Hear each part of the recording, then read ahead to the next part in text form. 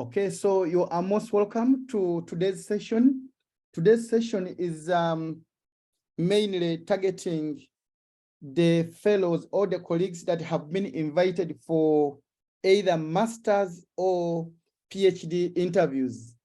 I want to introduce myself. My name is Abdel Wilson, and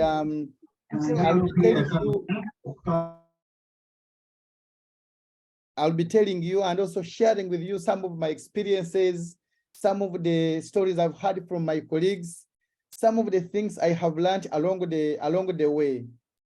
And so you're welcome for joining us here. First of all, being invited for an interview, either at the first stage, which is always the interview between you and the proposed supervisor, if at all you are going to do a research project or you are applying for a funded research project which is already existing, or if the application require that you must first contact the supervisor before you get your full application in. I should tell that when you're invited for an interview, it's a plus. And first of all, you should congratulate yourself for just mere reaching that stage alone. Sometimes we may feel there's nothing we have done, but by you mere invited for an interview, it means that you have something they are looking for.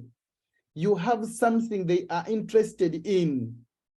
There is something that has pulled them towards your direction, and therefore they are giving you an opportunity for you to show them what you wrote, either in the email or in the application. So today I'm going to be sharing along those lines. But I have some few slides to guide the conversation that I will be having with you. I'm going to just be telling you about how to confirm and how to prepare, but also what to keep along with you.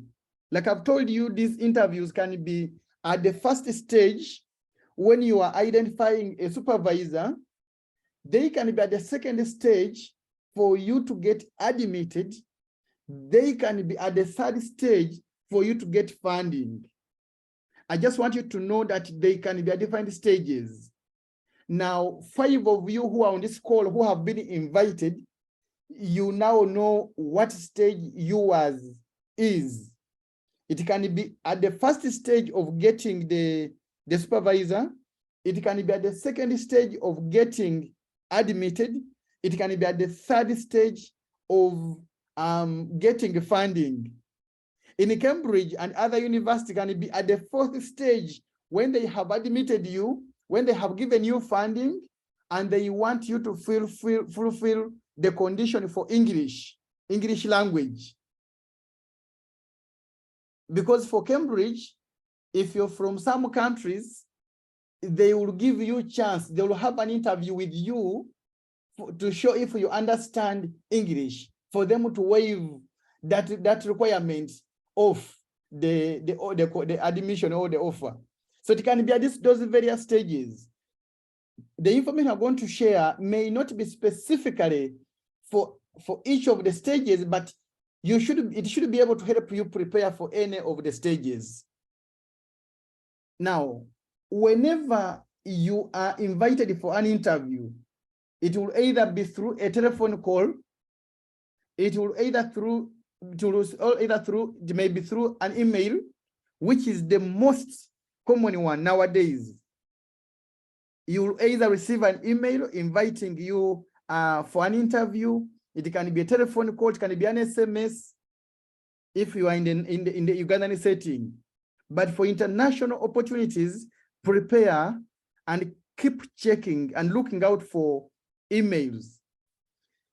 I'm aware of my colleague who nearly missed gold. She nearly missed joining University College London last year because the invitation went to her spam in the emails. It went to junk emails. And therefore, it is extremely important to the members who are here. If you have applied, keep checking your spam emails and junk emails as well. Because your invitation can go there and you don't see it, and you keep deleting all the junk emails like the way I normally do most of the time, and you may easily miss gold. So let me assume that you have seen the invitation. That invitation will always have options.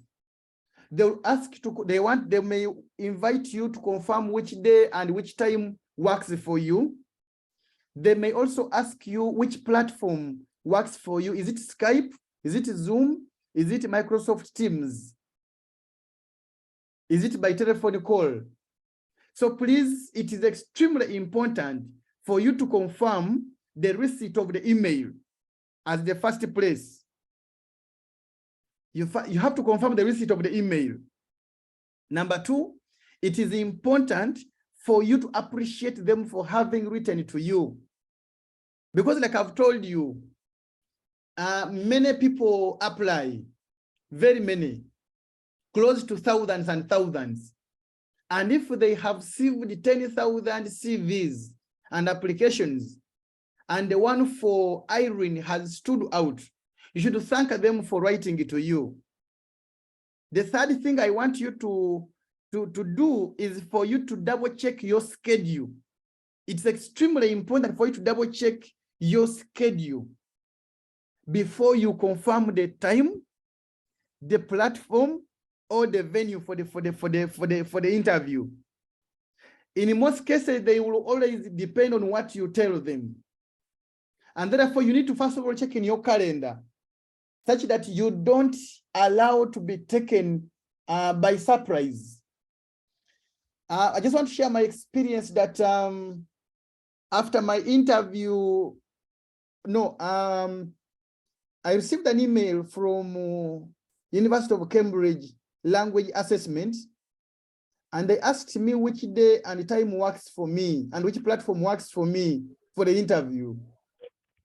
I quickly replied to them. I told them this day works for me, this time works for me, and this platform works for me. I chose a telephone call.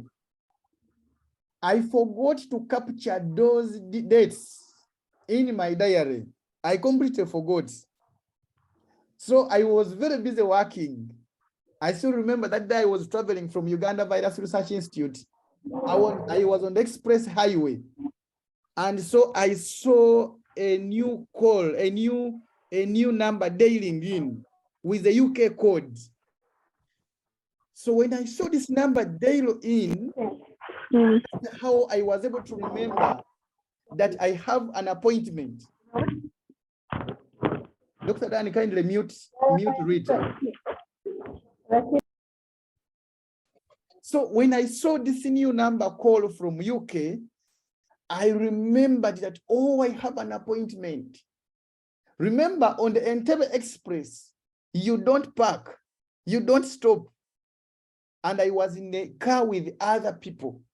So I really struggled. I struggled. And my lesson there is that once you have, before you confirm, please double check your schedules. And once you've double checked, please confirm and mark the dates in your calendar. That's my recommendation there. And so once you've been invited, you've confirmed, you've told them you will be available. So we need to prepare now. It's extremely important for us to prepare. I will tell you, don't allow to go empty-handed or with an empty head for that interview. We need to prepare. If you see in my small photo, which I've shared there are a number of things that they are telling us to prepare or to check out for and take note of. But my interest, just to share with you, is that, like I've told you, them are calling you to me, they're interested in you. Please don't forget that at the back of your mind. Them are calling you, you know that you are 50% almost in. So how we present ourselves, how we present our facts, how we defend what we presented in the application or in the CV that we sent them is what going to determine the next steps. Sometimes they call for that interview when there is a tie, when there is a tie in the marks, in the ranking, for example. Maybe you are 3 candidates, you've all scored close to 70, 70, 70, and they're like, whom should we give? They're like, okay, what do we do? Let's have an interview. And we see who will best express themselves and who will be very assertive. And then from there, they'll be able to pick on the first candidate they are interested in. So in the preparations, I have some things to share with you. Number one, please be sure they are interested in you. And therefore, always you need to be aware of what you wrote and what you submitted.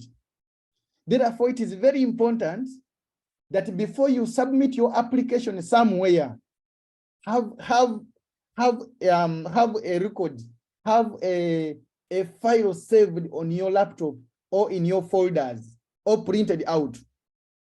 Because if you submit everything and you forget what you've submitted, during the time for the interview, for them, they will have what you submitted in the system, and they will be using that to assess you, yet for you, you forgot to save and you don't still remember what you submitted. That is message number one. I also want to tell you that it is going to be a very interactive session, very, very interactive. And they will make sure your video is on. So you need to be in a place where where you can be able to share your video. So it's extremely important for you to prepare for an interactive session. So they will be asking, you'll be responding. You can also ask them questions and they can also reply like that. So it will be very interactive. And when you are talking, they are looking at how much you're expressing yourself. They are looking at how factual you are. They are looking at how confident you are. They are looking at the passion.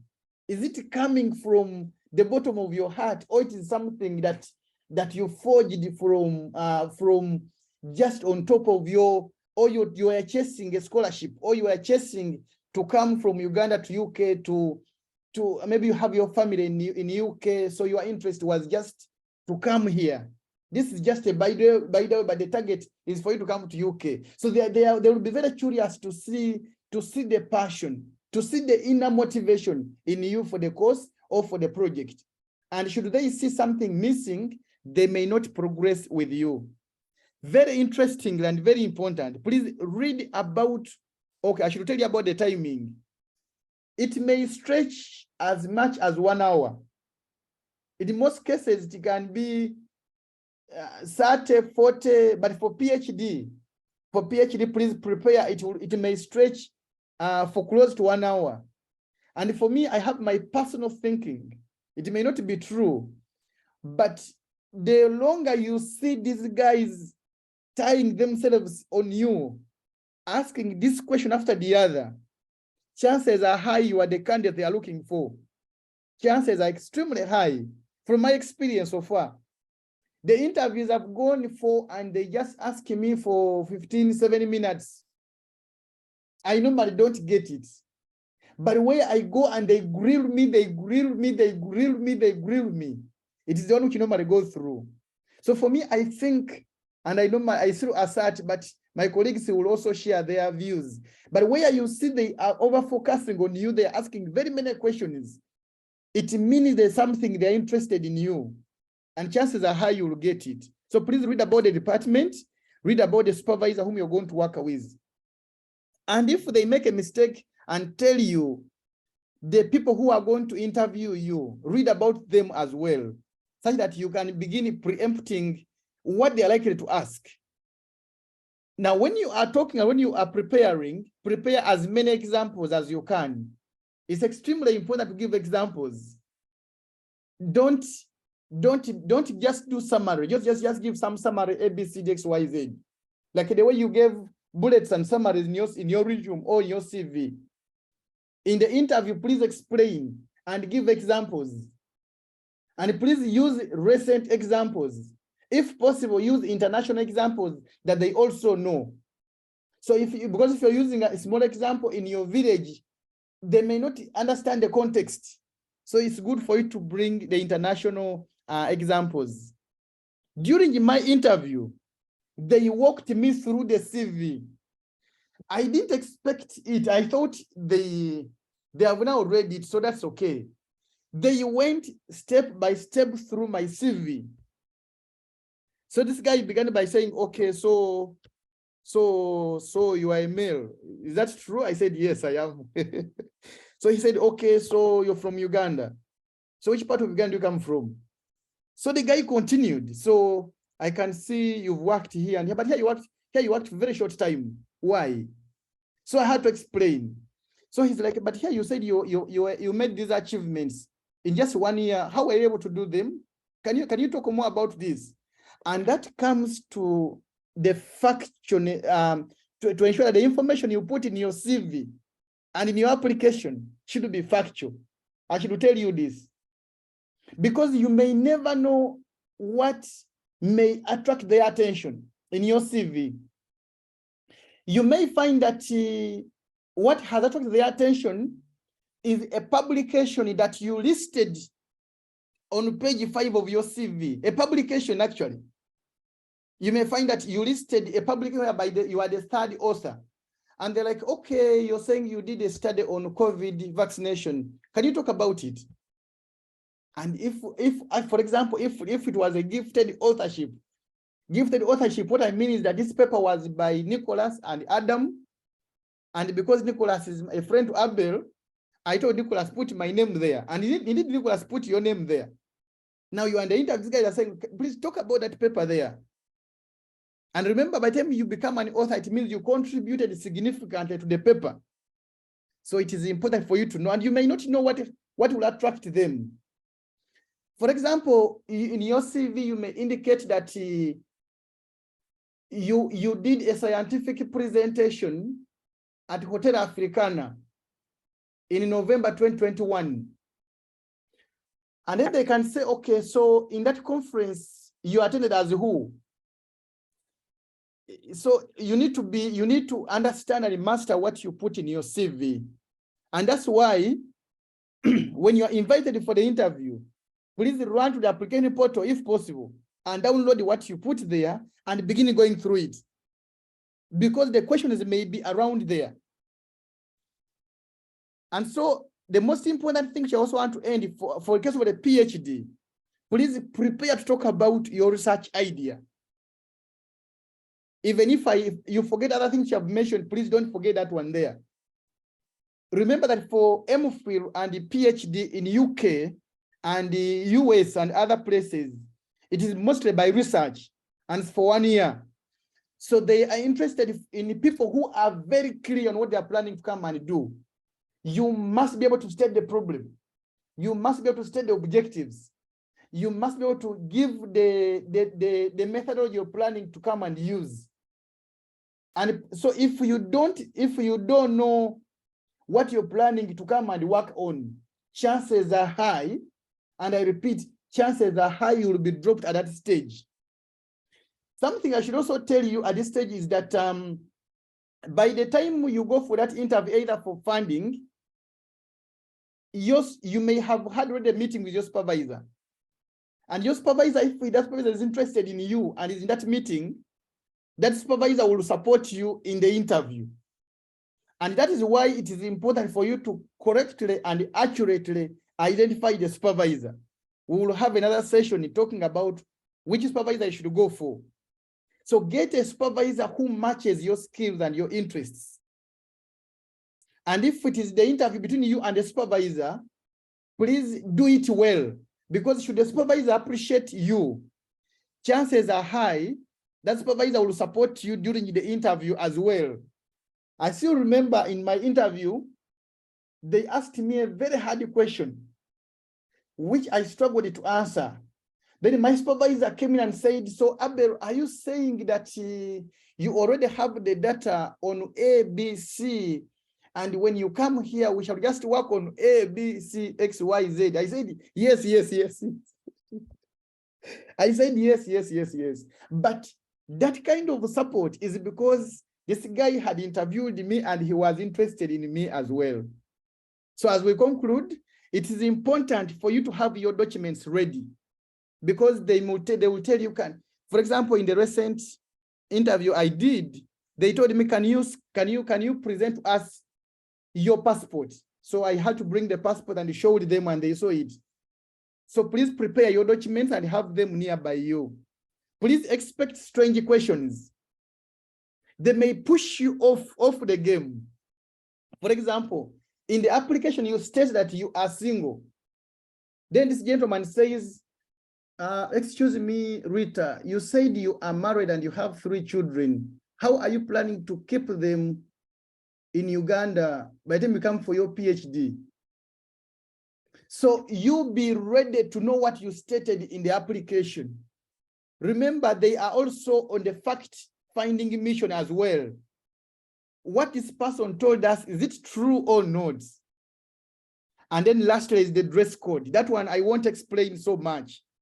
Please, I will not explain so much, but I trust you. You should be able to prepare yourself very well.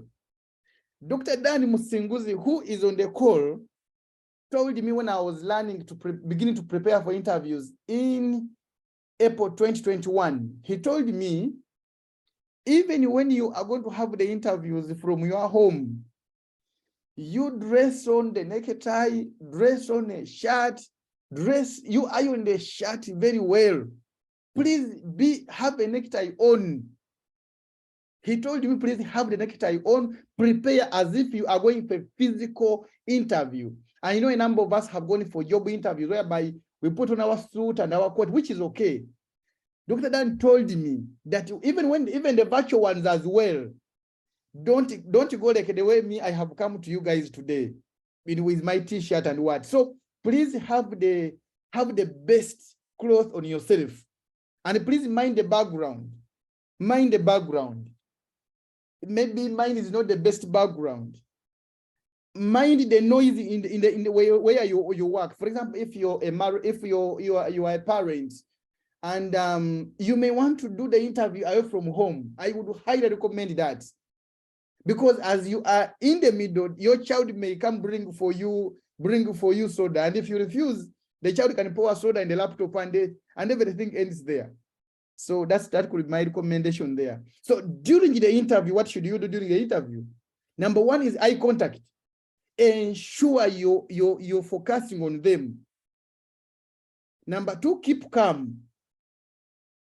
If they ask a question, don't rush to respond to it. They ask a question, thank them, breathe. Within those microseconds, you're arranging your answers. But eye contact is critical. They should not see that actually you are copying information from somewhere. And then please be bold and be charismatic and be courageous, and use as much examples as you can. Of course, I'm aware that in the first few minutes, because of adrenaline, you will struggle to stabilize. You will struggle, which is okay. They also understand.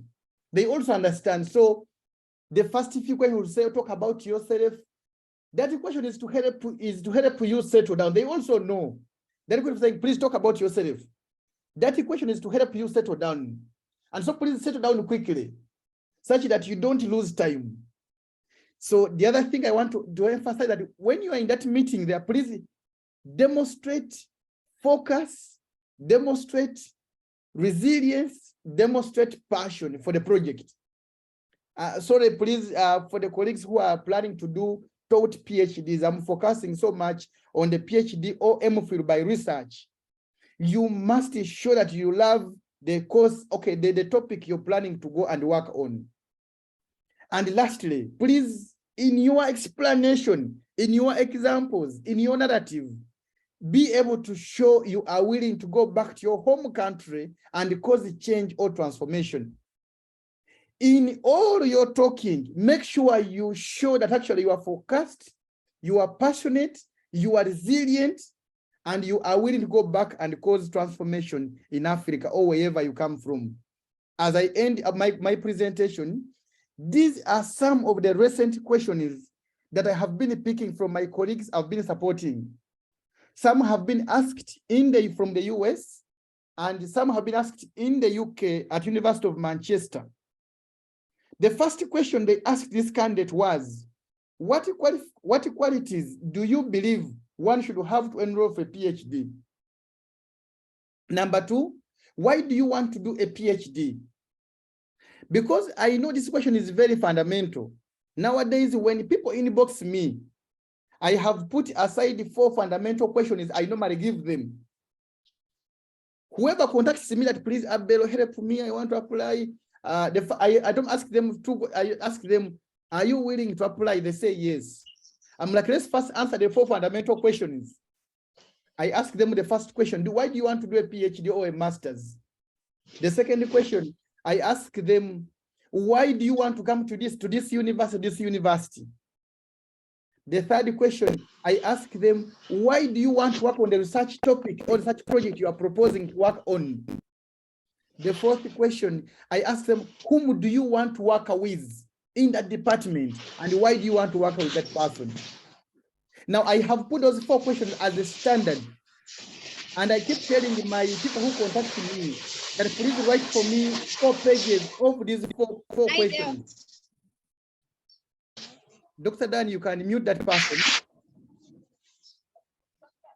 Dr. Dan, you can mute that person. So once a person answers these 4 questions very well.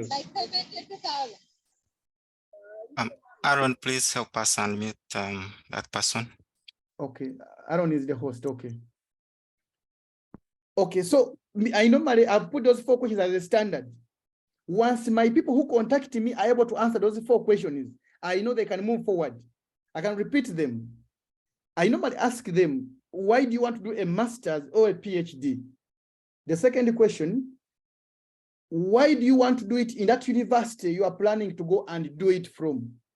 The third question, why do you want to do that project or that topic you're proposing to go and work on? The fourth question, whom do you want to go and work with and why?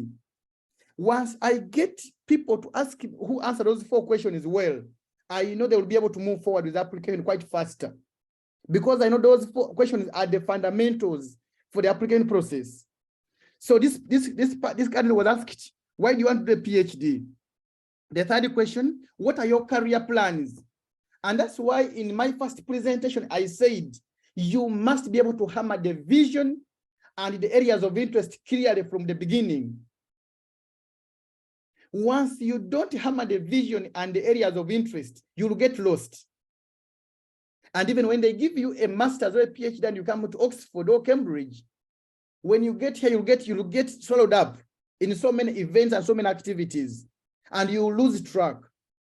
The fourth question they were asked was, how exactly will you carry out objective A? Okay, so and so objective. So in other words, they wanted her to give the methodology of the research topic she had proposed to work on. And that's why in my first presentation, I said, please be ready to talk about your research idea that you're applying for. Be really ready. Another candidate, what they did was they were given data sets. And they were told, please prepare. We are going to give you questions for you to work on that data set using R. This person was applying for a PhD in statistical modeling. The other question was, they asked this candidate, have you applied elsewhere? Have you applied elsewhere? And by the way, prepare for that question as well. If they discover that you are a very excellent student, or in your narrative, chances of you being snatched by another university is high, they will want to ask you that question as well. Dr. Danny will guide us on how we should respond to such a question. The next they will ask also is that if you are given a scholarship, won't you run away? Or won't you be taken away? That you can also prepare for such a question as well. And then one of them, they asked them that, okay, you have applied for this scholarship specifically. Supposing you don't get this one here, Are you willing to come to the department and we look for other opportunities as well? Now that happened because this candidate had not performed quite well in this particular project they were funding, but the supervisor was interested in this student. And so she said yes, and indeed the supervisor made it possible. She was admitted, and then they have begun looking for funding, and they have got funding, and she's now able to progress quite well. This is my last slide. What is University of Cambridge looking for? As you are preparing, as you are planning to apply, as you are planning to come for the interview, University of Cambridge is looking for diversity. It wants to have a diverse community at University of Cambridge as it can. As we speak, there are 60-75 nationals within University of Cambridge. They want to go beyond that. They are looking for somebody who is intelligent, somebody who is passionate, somebody who is focused, somebody who is resilient. So as you are explaining, as you are narrating, as you are giving examples, be able to demonstrate your resilience. Be able to demonstrate the passion for the project. Lastly, Cambridge is interested in people who are going to demonstrate during the interview that they are willing to go back to Africa and cause transformation. So colleagues, those are my quick thoughts as far as preparing for the interviews is concerned. And I'm happy to invite Dr. Dan to add something, and then Aaron, before we can allow you to ask questions. Dr. Dan, you're welcome to add something that I could have left out. Thank you, Abel, for that interesting presentation. Just let me. Okay, you've covered a number of points. I mean, those are very great, and I could just add a few. So how I will do this is that I'll look at before the interview, during the interview, and after the interview. Now, for some of you who don't know me, I empower professionals to win fully funded scholarships for masters and PhD using the systems, tools, and programs that I've developed. Some of them include Digest for Me scholarship app. We developed a course on how to design outstanding CVs. And I would like to tell you this so that you know where I'm coming from. I always interview students, especially for my former university, international students. And I can quickly tell from the beginning, at the moment the interview starts, whether I'll score this person 90, 100, or 10%. So I've been interviewing students for many years, and what I'm going to share with you is from my personal experience from the field, and it's very important we pay attention to what I'm about to share. Just to add on Abel's contribution, before the interview, one thing we need to be careful of is the time. For example, if you're applying for, you're going to be interviewed by somebody who is based in the UK, and they'll tell you the time. Don't think it's Kenyan time or Ugandan time. It's their time, the other side. So you need to convert it. Sometimes I see on the WhatsApp chat when they say it's GMT, people are saying, but the meeting hasn't started. What's happening? No, it's the other time. So you need to know how to convert time to your local time. Otherwise, you may miss your interview thinking that it's in your local time. That's very important to pay attention to. Most universities around the world are working on the Sustainable Development Goals. Please read about that university, that school, look at their current activities, go to their LinkedIn, go to their Twitter, all the platforms, check on what they are currently doing, because you'll need that information when you'll be doing your interview. So before the interview, please do that research very, very well. Again, I want to mention what Abby mentioned. Please revisit all the application materials you submitted and understand them in and out. I know by that time you were rushing to submit, you may not have understood some of the things that you wrote. Please revisit all the materials. I usually advise my students that I mentor. The moment you submit your application, please start preparing for the interview. Don't wait until they call you for the interview and then you start running around trying to figure out things. No, prepare before they even call you, because you'll not be under pressure and then you'll be able to prepare very well. I believe, and this is my personal opinion, when you start preparing for the interview because they've just called you, you're likely to lose it. That means you are under pressure. Please prepare before the interview. Now, look at the equipment. I'm going to talk about the equipment. This is for online interviews. I would strongly encourage guys use a laptop or a PC. I've been in the interviews where people are using their mobile phones and all of a sudden they receive a call. Guess what? For some phones, you lose the connection because you've received a phone call. So I encourage my students really to use a laptop or a PC, not a phone. And also, if you are not sure about your internet connection, guys, this is a time where you need to invest. Someone saying, what's this old man saying? You need to invest. Either get a modem, or if you can't afford that, go to a hotel and rent a room there and be in that room and have that interview. I recently had one of the mentees I had for her PhD. She had to go in a hotel where the internet is stable. Again, on the equipment, please know how your computer works. And guys who are using Mac, it seems to be a very complicated stuff, especially when they ask you to share your document. For those guys who are going for a PhD, sometimes they request you to make a simple presentation. Know how things work. Know how Zoom works, especially sharing. Know how Teams works, because some universities use Microsoft Teams.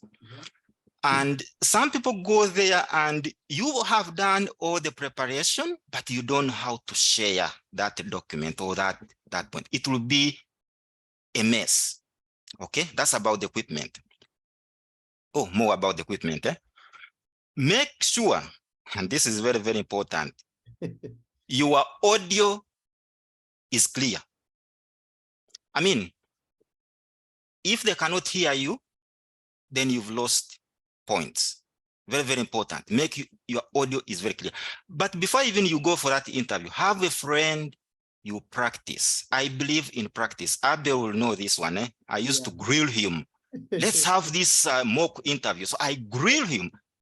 I say, okay, the lighting is not well. I cannot hear you. So practice, practice, practice, and expect, and this is my personal opinion, things are going to go bad on that last day. Like a few minutes before the interview, things are going to go berserk. Yeah? For example, your laptop will kind of like hang up, kind of like you cannot understand what's going. All the years it has been working very well until that minute. So have plan B. Ask yourself, if this laptop stops working now, what next? And somebody will say, oh, but they'll give me a second interview. Yeah, I mean a second chance. Yeah, some universities do, but others, they have a lot of applicants to interview. So check on that, have plan B. Of course, Abel has talked about the attire. Be smart, but I'll talk specifically to the ladies. Let me see, do we have ladies? We do. Yes, put a yes in the chat if you're ready. Say yes, yes, yes, yes. I have something for you here. Now, we love earrings. It's fantastic. But please be careful.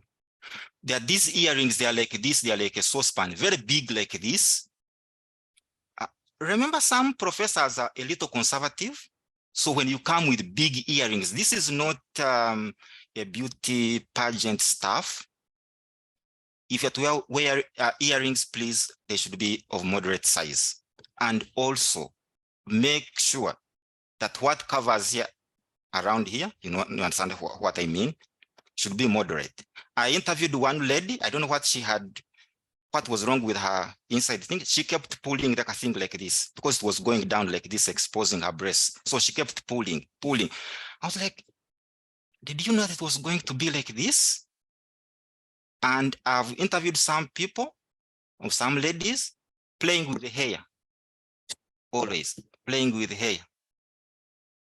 I mean, it's something small, but it tells me something very important about you. Also, avoid, this is during the interview. Sorry, I'm going to during the interview.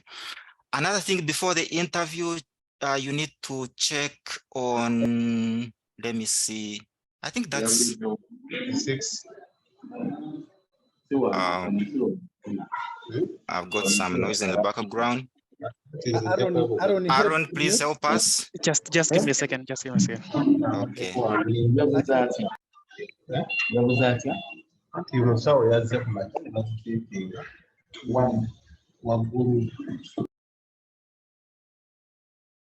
Dr. Let's proceed. Thank you.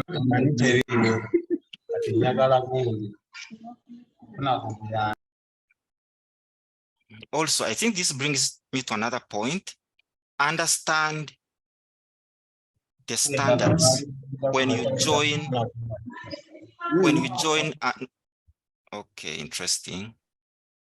Just put him in waiting room. So Yeah, that's okay. Yes. This reminds me something very important. Understand the standards, what is expected of you when you join the online meeting. Please mute yourself, especially if you've got some background noise. And I've seen somebody here who has joined us, maybe has left. The name was showing iPhone. When I've got an interview with a student, a prospective student, and he joins Zoom with iPhone, okay? I mean, if you don't put your name, the computer or the phone will just put the default, maybe iPad or PC, something like this. You are showing me that you are not really serious about certain things. So Zoom gives you the opportunity to rename yourself. Don't join as iPhone or iPad or PC. It doesn't really reflect well on you. During the interview, this is fascinating. I will not talk more about this thing. I'll talk about one question they will ask you, and it will determine whether you get that interview or that scholarship or you fail. That question is, tell me about yourself.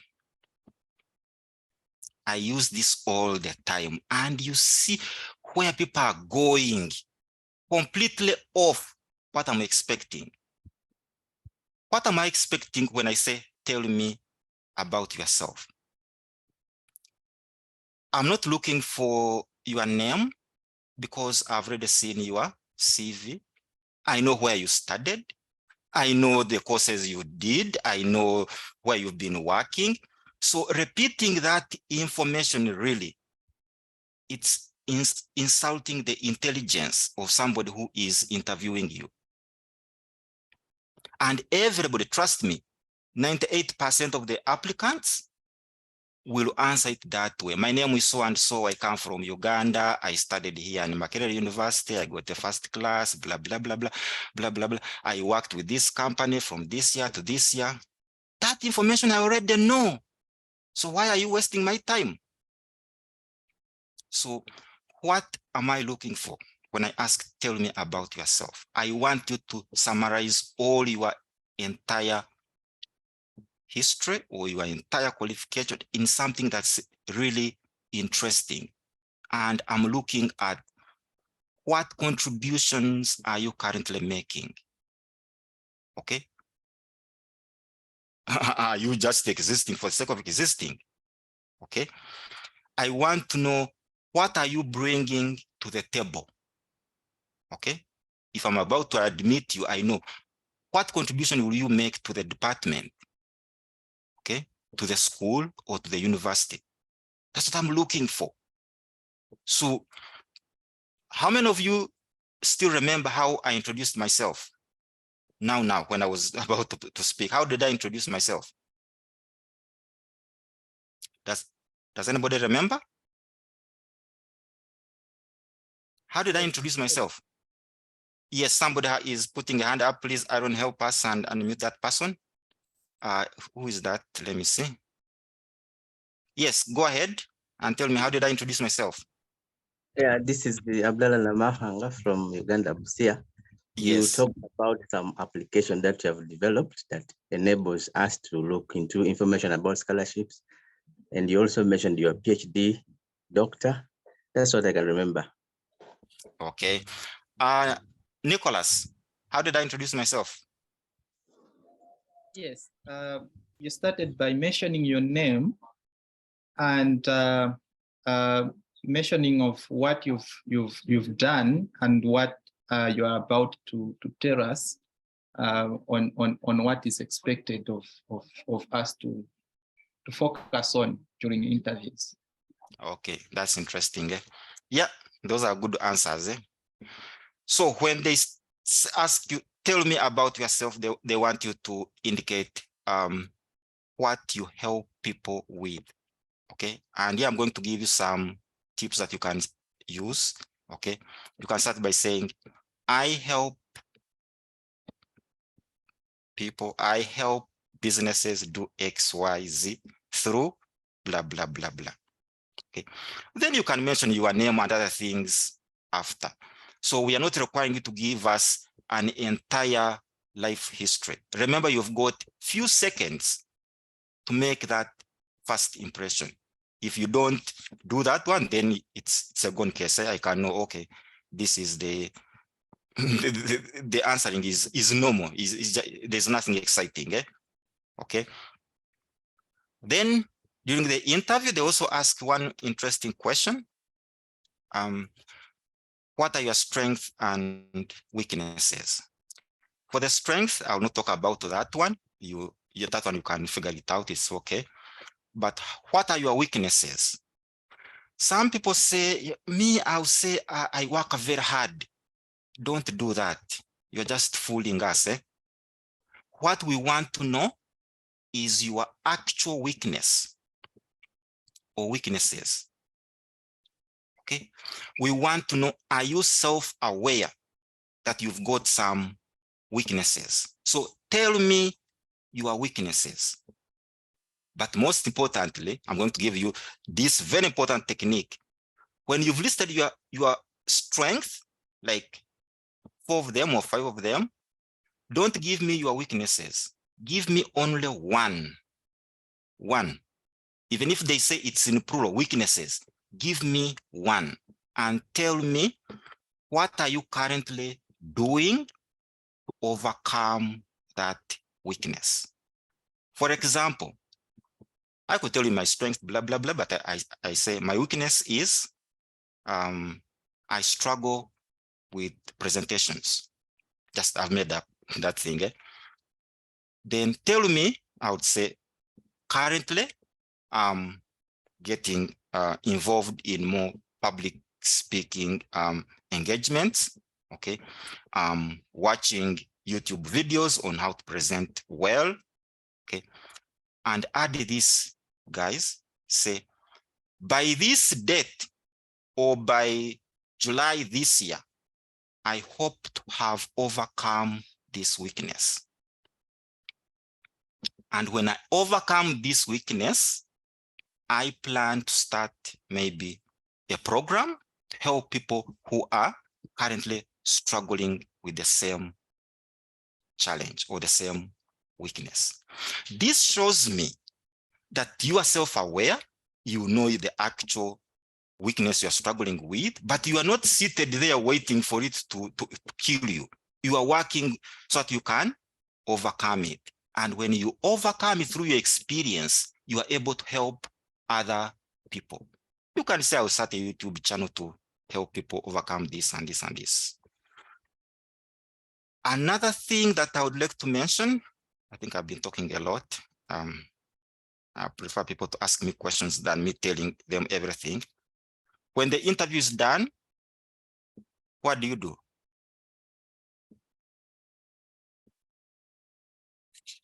Send those guys who have interviewed you a thank you. That's a simple one. Thank you for this interview.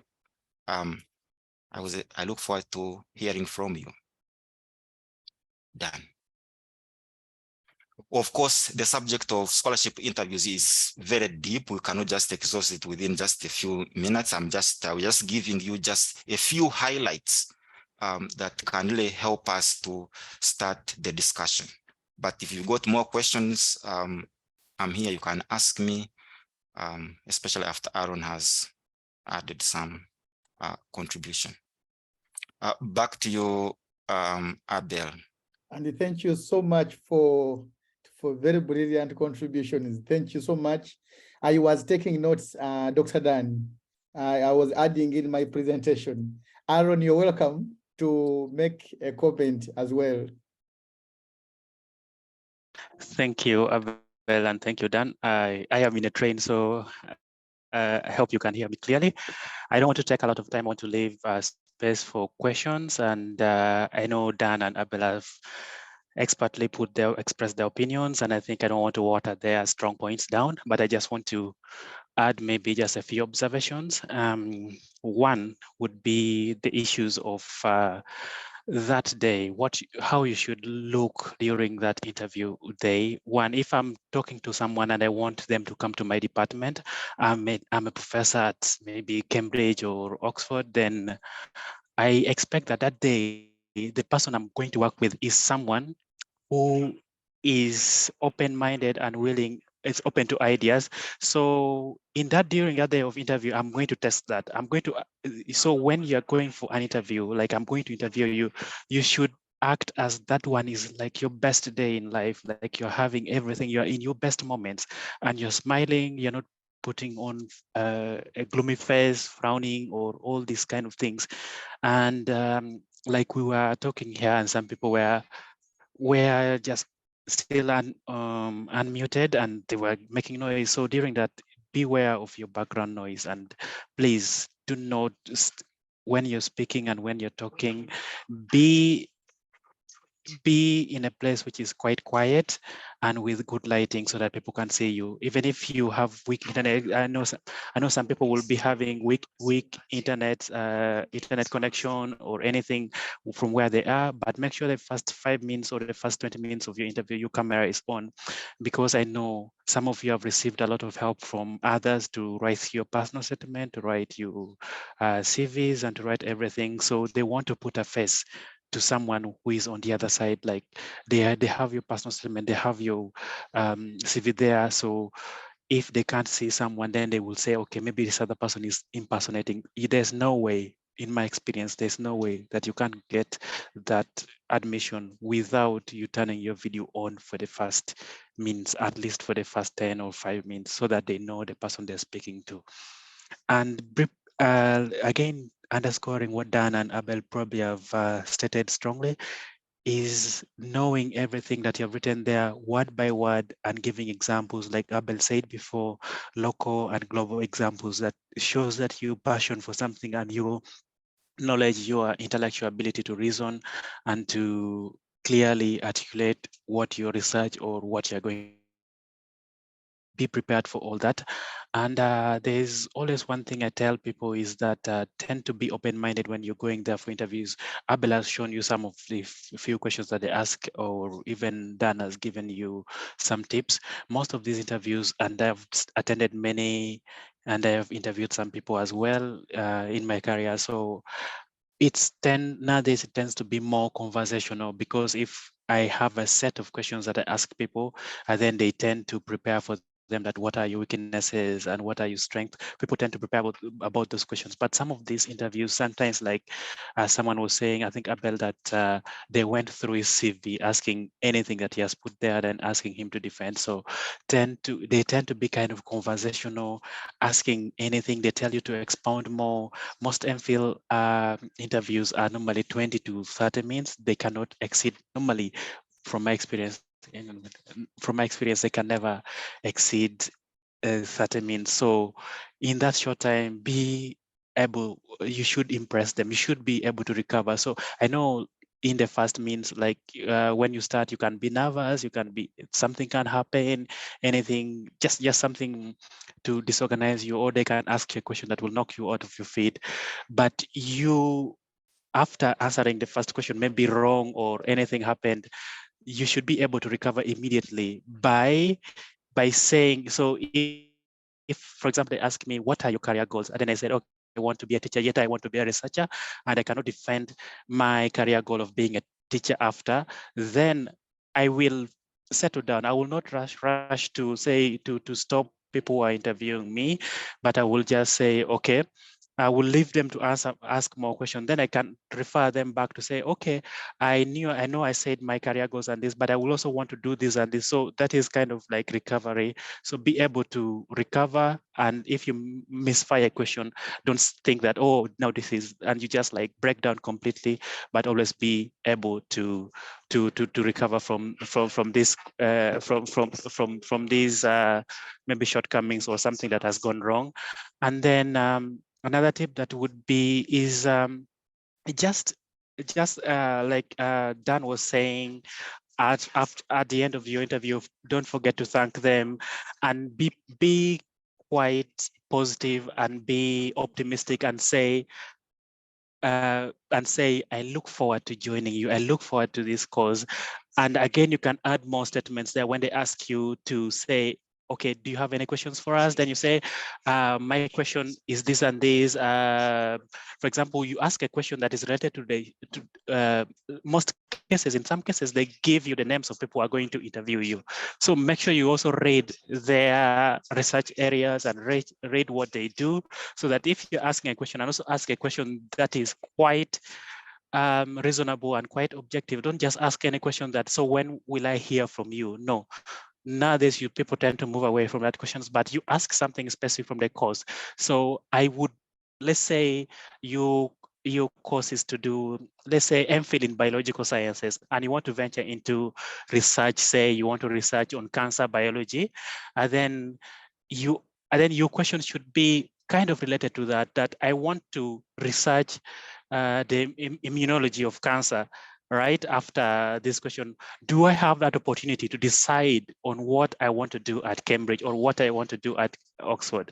So make sure you tend to ask questions that are quite stimulating, and that people who are in the interview can struggle to answer. Question that is related to your personal statement and everything, and then you can say, I look forward to this, to joining Cambridge or to joining Oxford. And I hope to be a strong contribution to the future of Africa, something like that.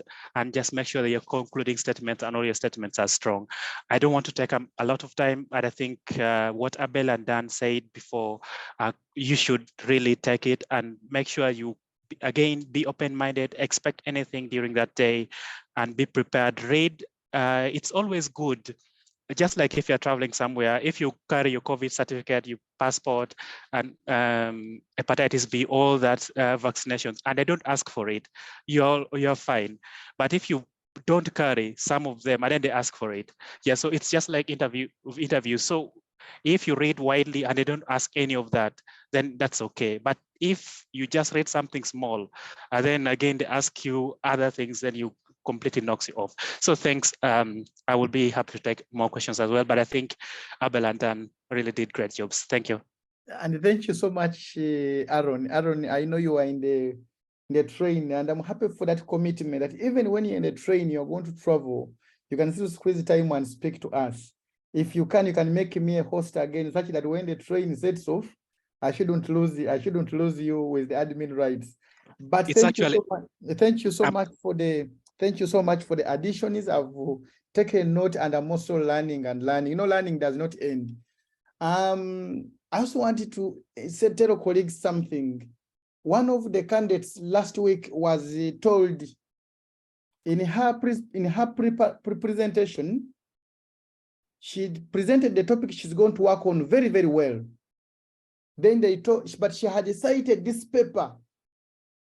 One of the guys on the panelist knew the author of this paper. And actually, that person on the interview was one of the co-authors of that paper.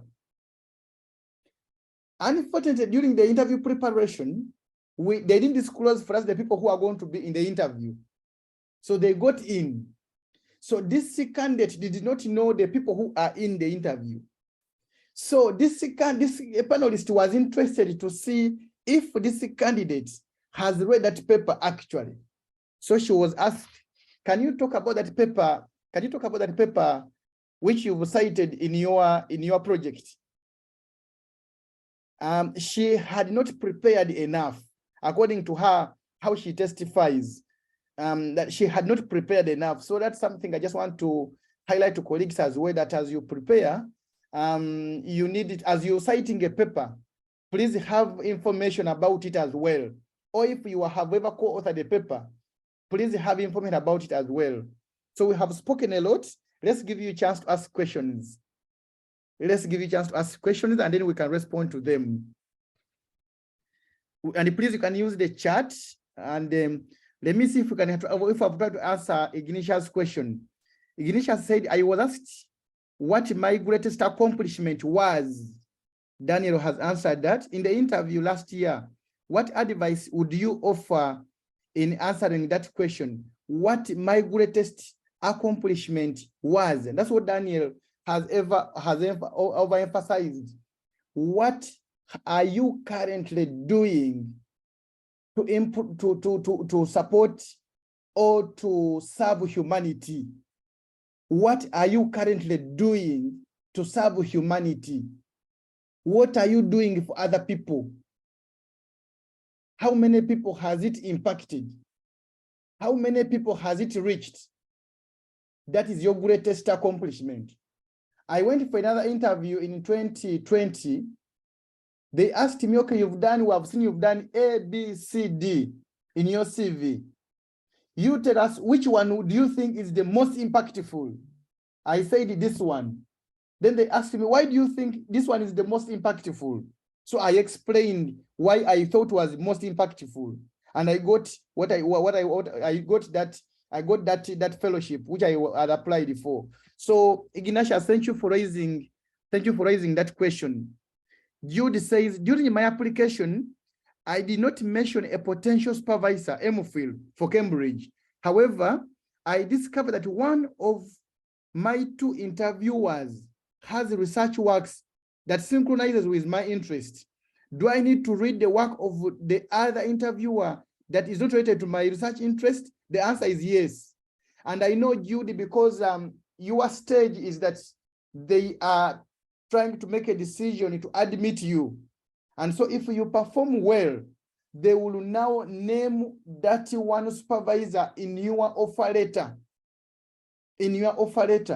So read about those two, but read about the other person as well, and read about the whole department of population health, and read about the entire University of Cambridge.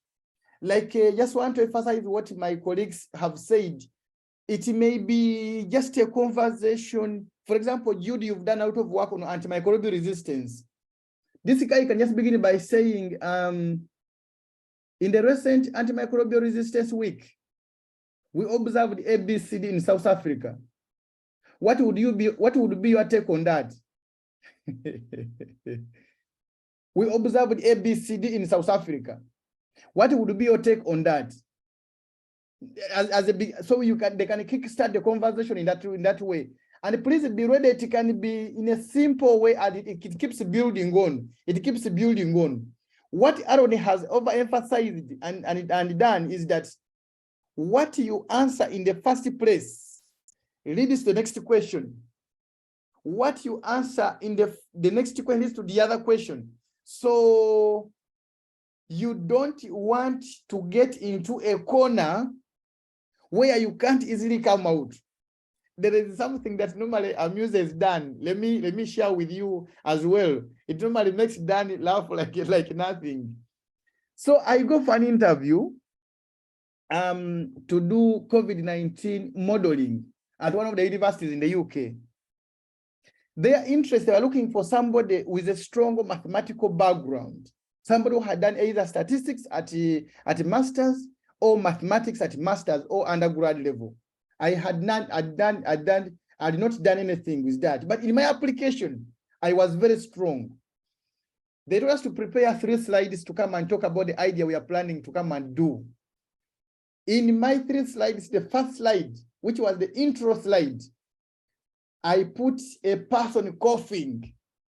And so there were droplets in that photo, which was the front cover actually of my presentation. So the first guy asked me, hey, Abel, yes, do you have mathematics background? I said, no, I don't have. But I did the biostatistics, blah, blah, blah, blah, blah, blah. Then they silenced me, said, keep quiet. Can you tell us what that photo is meaning? Can you tell us the physics and the transmission dynamics around that photo, which you put on your own slides? Can you tell us what that photo is meaning? Now, in my opinion, I had prepared for the biological understanding of those droplets and the aerosols. For them, they're looking for the transmission dynamics in the physics language and math language. I couldn't explain. I told them I couldn't explain. They said, let's stop the interview there. Wish you the best in your career. It stopped there, as simple as that.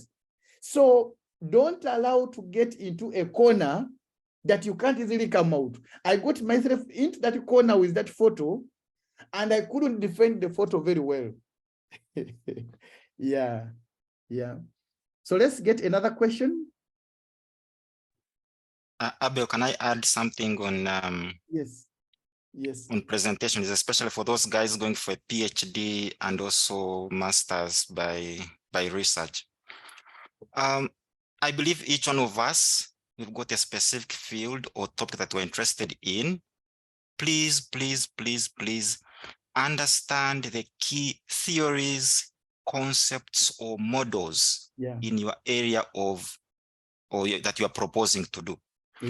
I encountered a very strange situation when I submitted my research proposal for my PhD scholarship.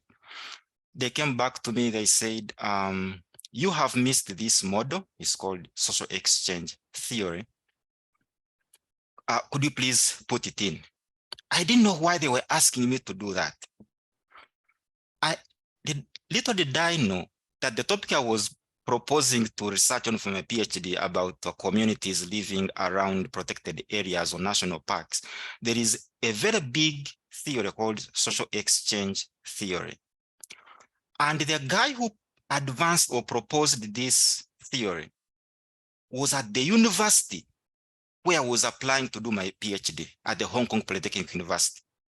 So when they looked at my research proposal with no theoretical background on social exchange, they just saw a naked man. They could not believe it. They told me, add it. At least they gave me a second chance. What am I saying? If they ever ask you to make a brief presentation for your master's or PhD, whatever, make sure that you understand the key concepts, models, or theories around that topic. And guys, the first few words that come out of your mouth, that mean a lot. Don't think I'll make the first impression on slide 15. No, the second slide, after the first slide, the second slide, you should go straight into the research problem. What's the research gap? Because if you don't do that, I see people start by saying, oh, my name is so-and-so Msinguzidane, I come from Uganda, I studied here, blah, blah, blah. I mean, you see them nodding, laughing, and you think you are making a point, but actually you are losing points. So on the second slide, go straight into what the research problem or the research gap is and how you plan to explore this research gap. Trust me, use that technique, you'll get a scholarship. Yeah, thank you so much, Dan. Can we get more questions? This is getting interesting.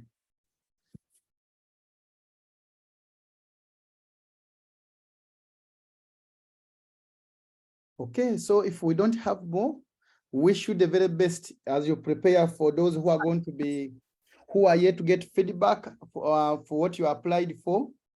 For those who have already got, okay, Nicholas, you're welcome.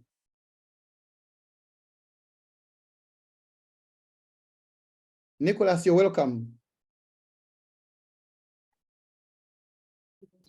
Thank you. Thank you very much. Just a quick one. We really appreciate the insights which we've gotten. Really, it has opened our eyes more and more as to what to look for and how to go about it. So my question really is, I don't know, when you are given the opportunity to ask question, I am not sure whether it would be proper to ask a question, like in cases where maybe the professor whom you are directly maybe linked to is not available at that point in time, and you really want to get your work done. I don't know whether it would be proper to even know in advance to say maybe what arrangements the university might have in order for you to advance with your agendas. Is it proper? You ask a very interesting question. Dr. Dan, do you want to go at it?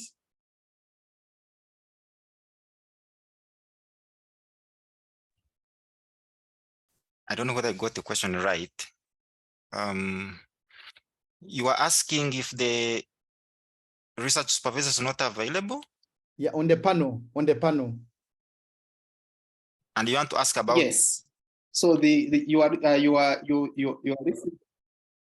your research supervisor, the one you are going to work with directly, is not on the panel. One, that is the first question.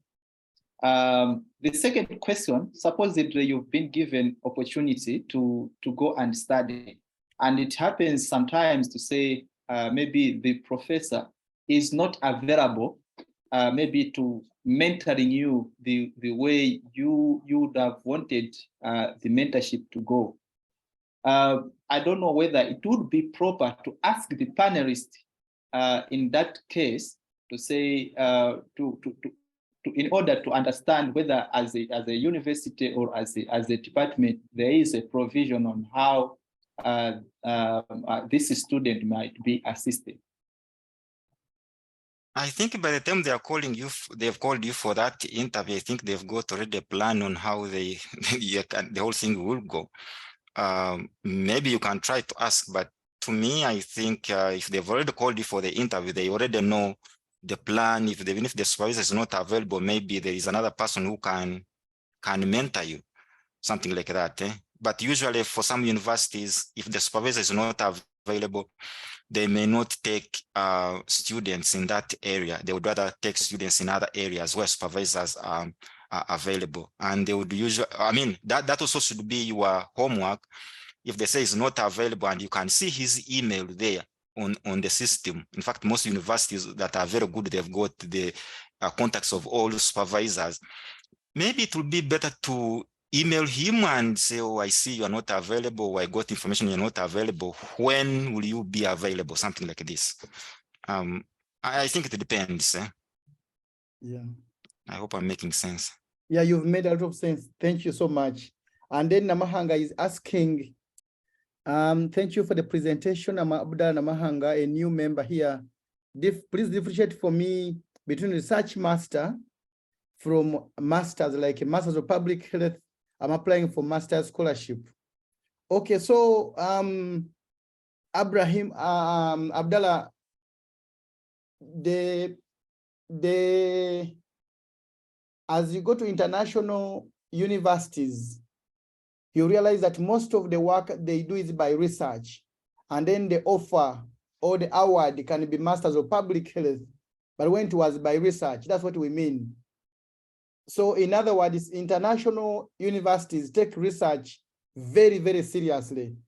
They take it at the forefront than lectures and the taught sessions.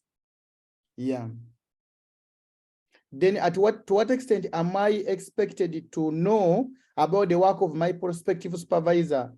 I'm not in the lab. Is it okay just to mention the papers they have just published? By the way, they will not ask you to mention what they have done. Always what they have done is always put on the website or under their staff directorate. So even the published papers, it is always there on their staff directorate. So they will not ask you to mention what they have done. But during your application, and even during the interview, when you are explaining, you are supposed to show that you are the best fit with this supervisor. You must show that there is going to be synergy in your supervisor, with your supervisor. If they don't see that synergy, they know you're going to have problems with this supervisor. For example, the supervisor's focus areas is on this. For you, in your explanation and in your narrative during the interviews, you want to pursue this way. They know when you get together, you'll keep conflicting. And so they may want to avoid that kind of conflict they visualize at early stages. That's what I can say about that, Olaguju. So you in your narrative, in your expression, in your giving examples, you must ensure you relate with what the supervisor has been doing or is currently doing or is yet to do, such that the supervisor sees you as somebody who is coming to complement what he's doing. Should they see that you are coming to do the opposite, they may not connect you. Let's give a chance to Joyce. Joyce, you're welcome. Abel, just one important point there that you've raised. Yes. A PhD or a master supervisor, potential supervisor would be especially looking at what you are proposing to study, how does it fit in what is currently doing. But most importantly, as you mentioned, when they are interviewing you, you need to demonstrate that you are aware of what the supervisor has done and currently doing, and what new stuff are you bringing to the conversation. Because if it's new, it means this supervisor is with you. You are going to publish papers or academic articles or book chapters, but most universities now are concentrating on academic papers. That means the more you publish with this guy, the more the university gets reputation, because some universities are ranked based on research output, citations. So very, very important, you know what is currently doing. For me, I was very lucky. I didn't know what my supervisor was doing basically. I just got an idea of investigating how tourism is contributing to communities living around protected areas or national parks and submit. But what saved me is that this supervisor looked at my proposal and said, oh, I see something here. They had done all things regarding local communities and tourism in most countries around the world, but they hadn't looked at it from the perspective of the African continent, specifically South Africa, and specifically attractions that are listed on the UNESCO World Heritage List. What I was bringing to the table was something new, and the supervisor saw, if we take this perspective, we are going to get more publications, conference papers, and blah, blah, blah. Back to the point, please, you need to be in harmony. Otherwise, your supervisor will be going this side, and for you are going this side, and you'll never meet. And that's the beginning of you failing a PhD. Yeah. I mean, I mean, passing a PhD is all about your relationship with the supervisor. Yeah. And you need to be aware of what they have done. And once you know what they have done, when you be talking, trying to connect to show what they have done, what you see people nodding. Yeah, we see potential in this guy. Right, and thank you so much, Dan, for emphasizing. Let's hear from Joyce. Yes, thank you so much, Dan, Abel, and Aaron for the session. I think you kind of tackled my question. My question was still about the same things of when you have when your proposed research project is very different from the current research the university is undergoing, and like very different from the interests of the university that you object. How do you tackle such a situation? And hello? Yes, yes. Yeah, Yes, can you hear me? proceed. I'm traveling like a right when we are going to have this call. So current right now I'm on the Entebbe Express, but I hope I can follow better from the recording. Yes, I hope you've taken my question. Can you repeat it again? Just repeat it now. You are now very clear than before.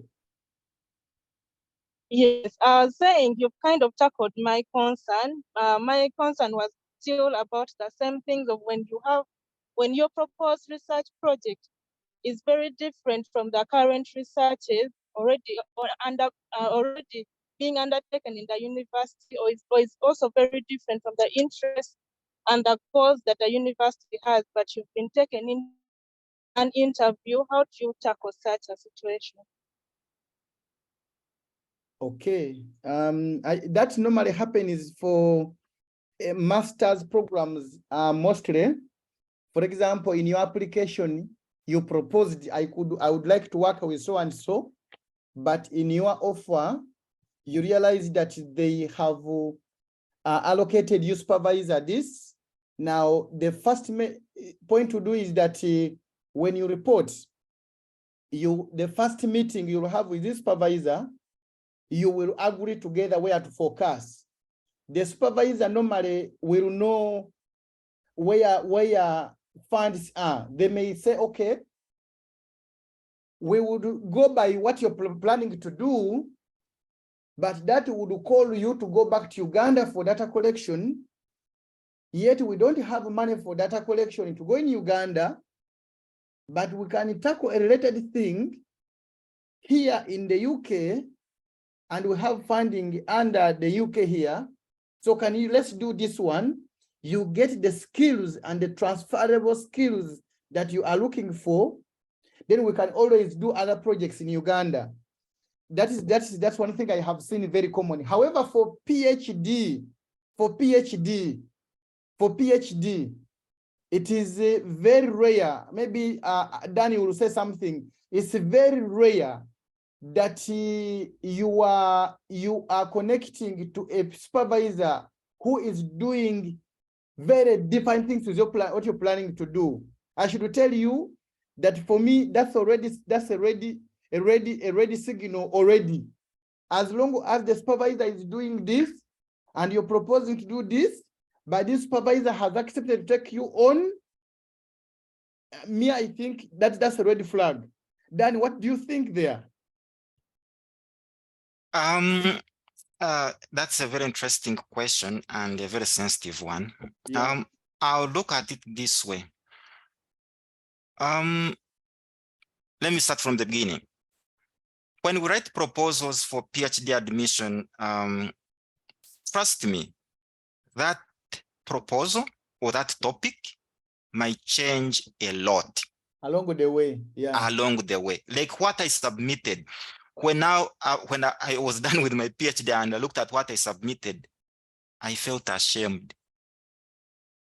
I was like, what's this? Because a lot changed. As you got that supervisor, you'll get new insights. As you read more, you get the university, you are able to access a lot of materials. things are likely to change. So don't get caught up in what you propose when you are entering the university. What we are interested in for us academics, when you are entering the university, we ask you for a research proposal. We want to see, is your head working? Can you reason? Otherwise, we can, as you join, we can put you on something different. But of course, it's within your area of interest, but at least all related to what you are interested in. So don't get caught up or hung up on what you proposed when you are entering the university and say, for me, if it's not this, I'm not going. Sometimes they will polish you. As you read more, you get new insights. You may end up doing something that's related to what you are proposing, because you may run into a very strange situation. What you are proposing to do, only to find out there are dozens and dozens of publications. The thing has already been done. There is no research gap. There is nothing. There is nothing you can contribute to the body of knowledge in that area. So you cannot stick to that. You are supposed to be flexible and look at other topics. Another situation, a supervisor may not really be within your area of whatever. If the university says, okay, this is your supervisor. What I've seen, for example, in my former university, usually it's a supervisor and a co-supervisor. And sometimes you may find a co-supervisor is more experienced in the area you are proposing. But because of dynamics, somehow, they make the other person your supervisor. So when you'll be sending out drafts of your work when you join this university, even if your supervisor is not into what you are proposing, there is your co-supervisor who is looking at what you are proposing and maybe guiding the process indirectly. But overall, this is my take. I don't know how you see it. Avoid getting into such a scenario whereby the supervisor's research interests are this way and yours are going this way. That's one way of failing if you are not serious. Yeah. So it depends. I hope I have not complicated things. Joyce, have we tried to simplify life? She was traveling. I don't know whether she's still on. Great. And we seem to have exhausted everything done. And Dan, I want to thank you so much for creating time for this engagement with the fellows. And we will wish them the very best in their interviews. And we will announce when the next meeting will be. And thank you so much, Aaron. Thank you so much, Dan. Thank you so much, people who have come to attend. Thank you. All the best, everyone. Just believe that you can make it in the interview stages, and you will.